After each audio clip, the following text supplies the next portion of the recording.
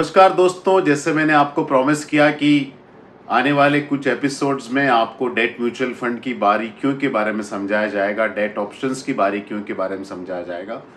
तो पहले एपिसोड में मैंने लंबे डेटा के इन्फ्लेशन के नंबर बताए और उसके कंपैरिजन में वेरियस ऑप्शंस में क्या होता है उसके बारे में थोड़ी जानकारी दी। आज हम डिस्कस करने वाले हैं कि शॉर्ट ड्यूरेशन के अंदर वेरियस टाइम पीरियड के अंदर डेट म्यूचुअल फंड और बैंक एफडी का मैंने कंपैरिजन किया है। और मैंने क्या किया है कि 2003 से मैंने डेटा लिया है।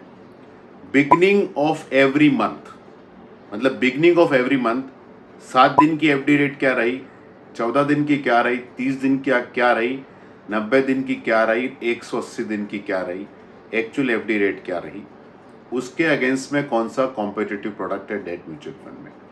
फिर मैंने 6 महीने, 9 महीने, 12 महीने की एफडी रेट ली बिगनिंग ऑफ एवरी मंथ और उसके अगेंस्ट में कौन सा डेट ऑप्शन अवेलेबल है।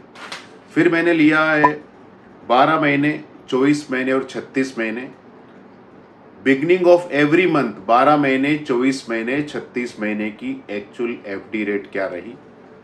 फिर मैंने लिया 3 साल और 5 साल, एवरी मंथ बिगनिंग में 3 साल की एफडी रेट क्या रही और 5 साल की एफडी रेट क्या रही, और फिर उसके अगेंस्ट में कौन सा अप्रोप्रिएट डेट ऑप्शंस अवेलेबल है और उसका एक्चुअल परफॉर्मेंस क्या है।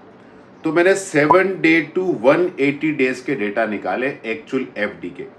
तो 7 days to 180 days average FD rate पिछले 20 सालों में करीब करीब 4.5% के आसपास रहा। आपने कभी भी एफडी किया 7 days, 90 days, 45 days, on an average आपको 4.5% के आसपास इंटरेस्ट मिला। उसके अगेंस्ट में डेट म्यूचुअल फंड में कौन सा ऑप्शन है, उसके अगेंस्ट में डेट म्यूचुअल फंड में लिक्विड फंड का ऑप्शन अवेलेबल है और लिक्विड फंड ने पिछले 20 सालों में एवरेज 6.5% रिटर्न जनरेट किया है। मतलब बैंक एफडी के कंपैरिजन में 7, 30, 90, 180 डेज में डेट म्यूचुअल फंड ने on average 1.75% excess return generate किया है।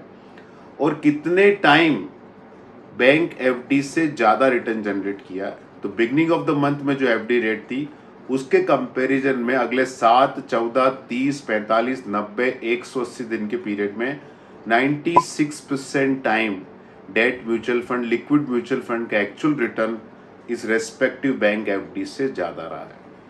फिर हम आते हैं 6 महीने, 9 महीने, 12 महीने का। पिछले 20 सालों में 6 महीने, 9 महीने, 12 महीने का एवरेज एफडी रेट 6% रहा। उसके अगेंस्ट में कौन सा डेट ऑप्शन आपके पास अवेलेबल है डेट म्यूचुअल फंड के अंदर? मनी मार्केट फंड्स अवेलेबल है, ultra short term bond fund available है। तो मैंने उनका रिटर्न निकाला तो ऑन एवरेज 6 महीने, 9 महीने, 12 महीने के पीरियड में इन फंड का रिटर्न 7% के आसपास आया है। मतलब बैंक एफडी से 1% कंसिस्टेंटली ज़्यादा रिटर्न जनरेट किया है।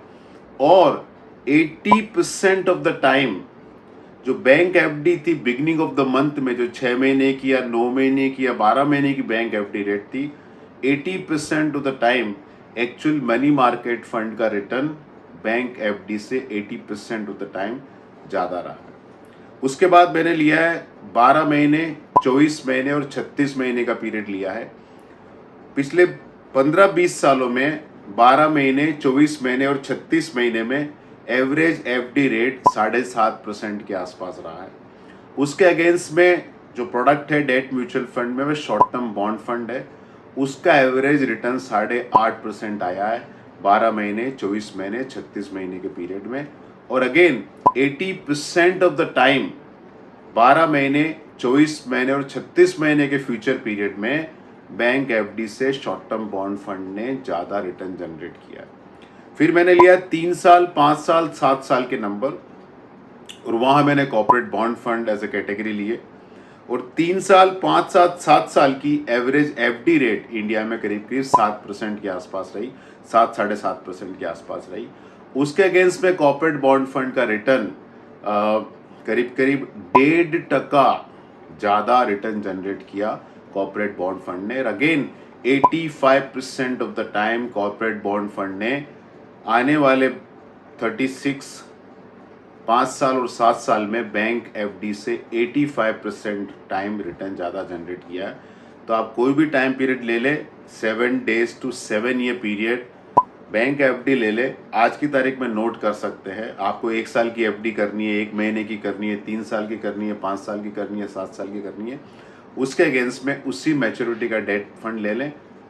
90% time on an average date mutual fund bank FD को आउट परफॉर्म करेगा, ग्रॉस बेसिस पे, टैक्स की तो बात ही नहीं कर रहे हैं।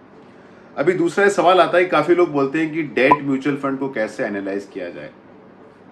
काफी इन्वेस्टर क्या करते हैं कि जब इंटरेस्ट रेट इकोनॉमी के अंदर ऊपर जाता है तो बैंक एफडी काफी अट्रैक्टिव दिखती है, 7.5%, 8%, 7%, और उस टाइम डेट म्यूचुअल फंड के वो हिस्टोरिकल रिटर्न देखते हैं, और उस टाइम डेट म्यूचुअल फंड के हिस्टोरिकल रिटर्न अच्छा नहीं दिखता है। तो इन्वेस्टर क्या करता है कि अभी पिछले 1 साल का रिटर्न देखेगा, 3 साल का रिटर्न देखेगा डेट म्यूचुअल फंड का, these returns are not looking very attractive, और उस टाइम बैंक एफडी बहुत अच्छा दिखती है, तो वो क्या करता है, इन्वेस्टर नेचुरली बैंक एफडी में पैसा डाल देता है। वो देखने का तरीका सही नहीं है। सही तरीका क्या है कि आप किस पीरियड की एफडी कर रहे हो, उसी पीरियड का मैचिंग डेट म्यूचुअल फंड लें, और उस डेट म्यूचुअल फंड का YTM लें, यील्ड टू मैच्योरिटी, मतलब उस डेट फंड के अंदर जो सिक्योरिटीज है वो किस इंटरेस्ट रेट पे चल रही है, क्योंकि उसके आसपास आपको रिटर्न मिलेगा। और काफी लोगों के मन में ये एक कॉन्सेप्ट है कि YTM minus expenses actually net result to the investor. Actually ऐसा नहीं है। बहुत debt mutual fund consistent basis पे YTM से ज्यादा रिटर्न जनरेट करते हैं। अगेन मैंने डेटा निकाला लिक्विड फंड का पिछले 20 सालों का। पिछले 20 सालों में लिक्विड फंड का एवरेज YTM 6.66 रहा है, और एवरेज खर्चा 30 पैसे के आसपास रहा है। तो net return to the investor 636 आना चाहिए, but on an average 655 return आया इन्वेस्टर को। एक्चुअली जो खर्चा 30 पैसा है वो 30 पैसा लगा ही नहीं, 11 पैसा ही खर्चा लगा। मनी मार्केट फंड लिया मैंने, मनी मार्केट का ऑन एवरेज YTM पिछले 20 सालों का 6.93% है, और एक्चुअल रिटर्न इन्वेस्टर का 7% के ऊपर है। तो YTM से भी ज्यादा, एक्सपेंसेस तो भूल जाइए, YTM से भी ज्यादा रिटर्न जनरेट किया। शॉर्ट टर्म बॉन्ड फंड में ऑन एन एवरेज YTM 8.4% रहा है पिछले 12-13 सालों का। उसके कंपैरिजन में net return to investor on an average 8.5% आया, मतलब YTM से ज्यादा आया। कॉर्पोरेट बॉन्ड फंड के अंदर ऑन एवरेज 8.5% के आसपास YTM रहा, लेकिन net return to the investor net of expenses in 3, 5 to 7 year period on average 10% के आसपास रहा है। क्योंकि जो डेट म्यूचुअल फंड इन्वेस्ट करता है उसके अंदर जो कूपन आता है, इंटरेस्ट आता है सिक्योरिटी का, वो इफेक्टिवली री इन्वेस्ट होता रहता है डेट म्यूचुअल फंड के अंदर। आम निवेशक जो एफडी पे या टैक्स फ्री बॉन्ड पे या कॉर्पोरेट एफडी पे जो इंटरेस्ट आता है उसको इफेक्टिवली इस्तेमाल नहीं कर पाता है। तो दोस्तों ये वीडियो खाली सिर्फ और सिर्फ एजुकेशनल पर्पजेस के लिए है। आपको डेट म्यूचुअल फंड में पैसा डालना है या नहीं डालना है, कौन से डेट म्यूचुअल फंड में डालना है, प्लीज अपने म्यूचुअल फंड डिस्ट्रीब्यूटर से कंसल्ट करें।